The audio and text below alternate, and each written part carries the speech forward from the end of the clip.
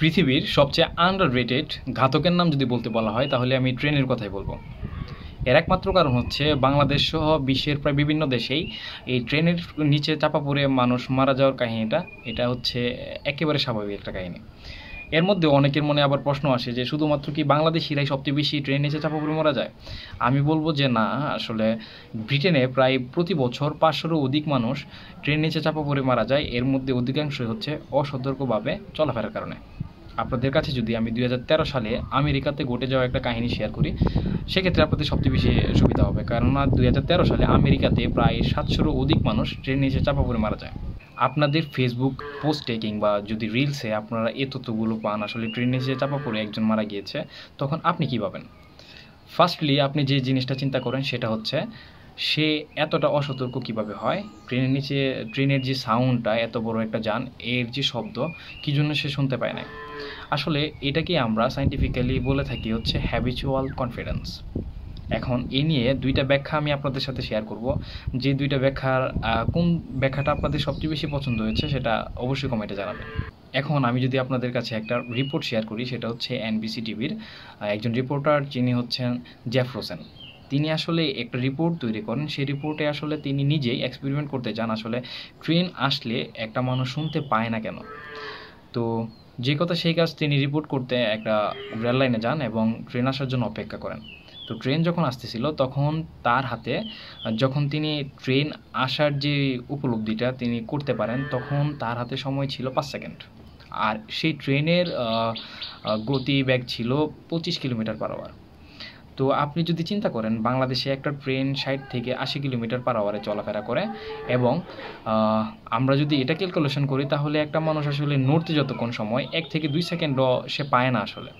তো জেফ রোসেনের এই এক্সপেরিমেন্টটা কিন্তু ওই সময় খুব বেশি ভাইরাল হয়, কারণ হচ্ছে একটা মানুষ আসলে মুভ করতে পারে না, আর ট্রেনটা হচ্ছে একেবারে, আমরা ট্রেনের শব্দটা শুনতে পাই কিন্তু কাছে আসার যেই ব্যাপারটা সেটা কিন্তু আমরা একেবারে অল্প সময়ে কিন্তু জানতে পারি, যে সময় আসলে আমাদের কিছু করার থাকে না আসলে। তো আমি দুইটা ব্যাখ্যা বলি। দুইটা ব্যাখ্যার মধ্যে একটা ব্যাখ্যা হচ্ছে আসলে ট্রেন নির্দিষ্ট একটা শেপে চলাফেরা করে, যার দরুন তার যে সাউন্ডটা ভি আকৃতির হয়ে যায়। আর এই ভি আকৃতির হওয়ার কারণে ট্রেনের যে শব্দটা আমাদের কানে আসার কথা সেটা কিন্তু আসলে তেমনভাবে আসে না। দ্বিতীয় যে ব্যাখ্যাটা, যেটা আমার কাছে পার্সোনালি সবচেয়ে বেশি পছন্দ হয়েছে, সেটা হচ্ছে হ্যাবিচুয়াল কনফিডেন্স। এখন হ্যাবিচুয়াল কনফিডেন্সটা কি সেটা নিয়ে যদি আমি আপনাদের সাথে আলোচনা করি, হ্যাবিচুয়াল কনফিডেন্সটা হচ্ছে আমরা প্রতিনিয়ত নির্দিষ্ট একটা জায়গাতে কিন্তু চলাফেরা করি। ধরুন আমি যদি বলি আমি নির্দিষ্ট একটা জায়গাতে প্রতিদিন যে লাইনে বাস চলাচল করে, আমি প্রতিদিনই সেইখানে বাস দেখে তারপরে কিন্তু রোডটা পাস হই।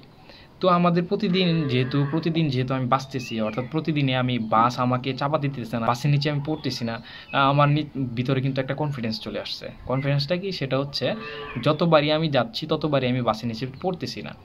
আর এই কনফিডেন্সটাকে আমরা হ্যাবিচুয়াল কনফিডেন্স বলে থাকি। তো 3টা ইনসিডেন্ট বলবো আমি, নরসিংদীতে ঘটে যাওয়া, এবং হচ্ছে 3টা ছেলে মারা যাওয়া, এবং হচ্ছে ফটোগ্রাফারের মারা যাওয়া। 3টাই কিন্তু তারা সবাই কিন্তু ট্রেনের আশেপাশে চলাফেরার যে ব্যাপারটা, অর্থাৎ আমাদের সবারই কিন্তু এরকম একটা অভ্যাস আছে আসলে কীভাবে চলাফেরা করতে হয়। তো তারাও কিন্তু ট্রেনের যে ব্যাপারটা, রেল লাইনের যে ব্যাপারটা, তাদের মধ্যে একটা আত্মবিশ্বাস ছিল, ওই রকম একটা হ্যাবিচুয়াল যে কনফিডেন্সটা সেটা ছিল আসলে, যে ট্রেন আসলে আমি সতর্ক, আমি ট্রেনের নিচে চাপা পড়বো না। কেন এই কথাটা বললাম? কারণ হচ্ছে আমি ট্রেন প্রতিদিনই পাস হচ্ছি, আমি প্রতিদিনই ট্রেনের ভিডিও নিচ্ছি, বা প্রতিনিয়ত আমি যে 3টা ছেলে মারা গেল, এই 3টা ছেলের কথা বলতেছি, তারা প্রতিদিনই এই ট্রেন লাইনে চলাফেরা করতেছে। ফটোগ্রাফারেও কিন্তু মানে এর আগেও যে ভিডিওটা তিনি পাবলিশ করেছে সেটাও কিন্তু রেল লাইন ভিত্তিকই। তো তাদের মধ্যে একটা কনফিডেন্স আছে যে আসলে সে ট্রেনের নিচে পড়বে না। এটা হচ্ছে আমাদের মাইন্ড সিগন্যাল, ঠিক আছে? এটা মানে সে নিজে বলবে যে না আমি ট্রেন নিচে পড়বো না, এটা এরকম না, এটা মাইন্ড সিগন্যাল, এটা আমাদের আসলে মস্তিষ্ক এটা এরকম করে দেয়। তো যার দরুন আসলে একটা ট্রেনের যে শব্দটা সেটা সে আত্মস্থ করতে পারলেও 2 নাম্বার যে ট্রেনটা ছিল সেটার সাউন্ডটা কিন্তু সে ক্যাপচার করতে পারে নাই, ঠিক আছে? আর যার দরুন আসলে বাইকে আমাদের হারাতে হলো। আল্লাহ তাকে জান্নাতুল ফেরদৌস দান করুক। এর পাশাপাশি আপনাদের সবাইকে বলবো রাস্তাঘাটে একটু ধীরে সুস্থে এবং চারপাশে দেখে চলাফেরা করার জন্য। যারা মোটরসাইকেল কিংবা অন্যান্য দ্রুত যন্ত্র যারা ব্যবহার করতেছেন তাদেরকেও বলবো সতর্ক সহিত চলাফেরা করার জন্য।